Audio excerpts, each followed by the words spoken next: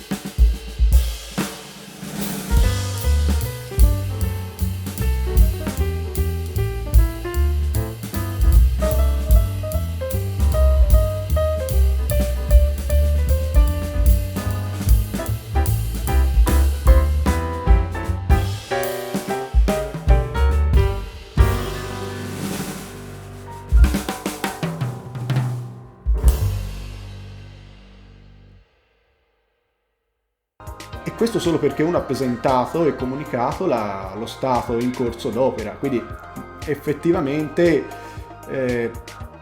ancorché si voglia sanzionare la mancata presentazione, tuttavia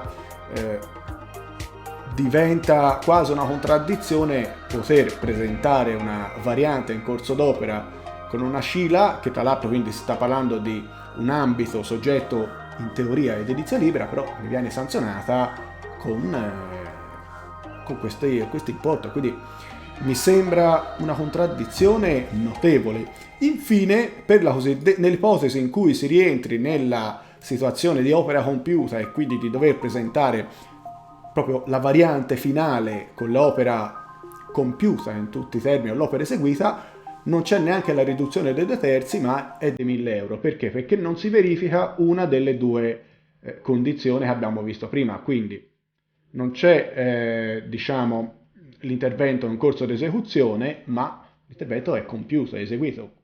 Quindi anche qui a maggior ragione la contraddizione diventa forte. Ecco perché si arriva qual è la soluzione? Perché alla fine questa riflessione vorrebbe far focalizzare un aspetto. Cosa si deve fare allora se uno ha un intervento, un cantiere di questo tipo e deve apportare una variante in corso d'opera o peggio ancora una variante finale?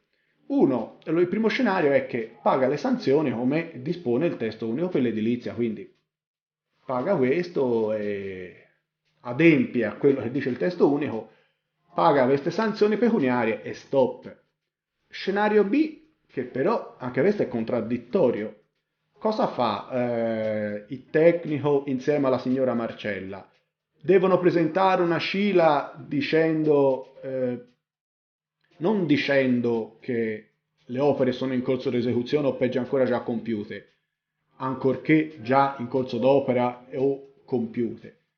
Quindi sono quasi, non dico costretti o giustificati, ma lo scenario che si presenta è quello di presentare la SCILA però con una situazione, una rappresentazione dei fatti e dei luoghi che non è conforme a quello dello stato reale, cioè dichiari il falso, perché con la SCILA soprattutto il tecnico assevera la conformità e la veridicità di tutto ciò che è presentato per la sua competenza, e lo stesso dicasi per il committente, perché anche il committente è esposto a responsabilità di ogni tipo, quindi anche penali, sulla veridicità di quello che è stato descritto e contenuto nella SCILA.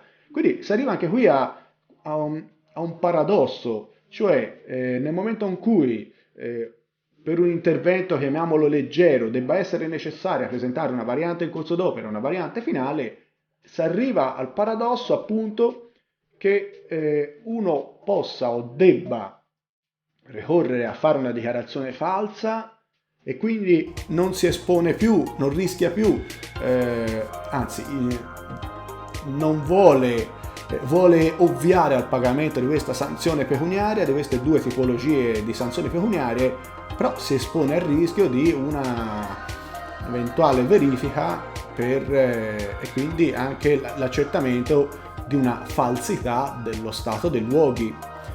Quindi insomma è un po' come essere fra incudine e martello. Mi sto domandando sul perché il legislatore non abbia invece previsto una specifica tipologia che ammetta le varianti in corso d'opera, soprattutto per ciò che rientra nel novero dell'edilizia libera soggetta a comunicazione, quindi soggetta a SCILA. Ora, tra l'altro, e qui per concludere, la SCILA, soprattutto dopo le modifiche del decreto SCIA 2, è diventata addirittura residuale, cioè è diventata la pratica edilizia principe, cioè nel momento in cui non sappiamo qualificare o classificare la esatta pratica edilizia relativa a questa ipotesi di intervento, e quindi se non rientra in permesso, se non rientra in SCIA e se non rientra nell'edilizia libera, cioè quella esentata da qualunque tipo di pratica edilizia, allora si va in CILA, quindi la CILA mia è diventata residuale. Beh, insomma, non è proprio una cosa da prendere così di sottogamba. il fatto che non sia possibile presentare una variante in corso d'opera, quindi una scila invariante o una scila di variante finale, appunto, per cui si rischia di... l'altro scenario, appunto, è quello di dover affrontare l'aspetto, diciamo, sanzionatorio, e alla fine gli scenari sono due: o uno presenta la scila invariante dicendo la versione corretta e quindi pagando il sanzionamento, oppure ricorre a dichiarare un piccolo falso, ma è sempre un reato di falso, per cui può ovviare a dover pagare una sanzione, e soprattutto perché non esiste il regime amministrativo della variante, la scila. Francamente io non so cosa consigliare, non voglio assolutamente spingere in una direzione o nell'altra. Questo i tecnici insieme ai committenti valuteranno qual è la migliore strada. L'obiettivo era quello di evidenziare effettivamente la stortura normativa che c'è in questi casi, ed è una stortura che alla fine non giova a nessuno, non giova ai committenti, non giova alle imprese, non giova ai professionisti e soprattutto non giova alla pubblica amministrazione, che in questo caso svolge o deve svolgere il ruolo di controllore. Allora, questo era un po' il video per diciamo inquadrare l'aspetto. In un altro video ho parlato delle sanzioni che possono emergere in caso di CILA ed edilizia libera soggetta a comunicazione. Ti consiglio di vederlo se magari vuoi approfondire alcuni aspetti che ho accennato in questo video. Allora, siamo alla conclusione. Se ti è piaciuto questo video puoi cliccare mi piace, se vuoi condividerlo con amici, colleghi, professionisti, puoi farlo sia da YouTube, se invece lo stai vedendo anche da Facebook puoi condividerlo e diffonderlo tra le varie pagine, gruppi, senza alcun problema.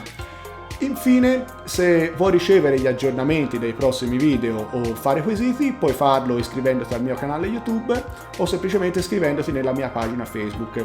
Un saluto da Carlo Pagliai e ci vediamo al prossimo video. A presto!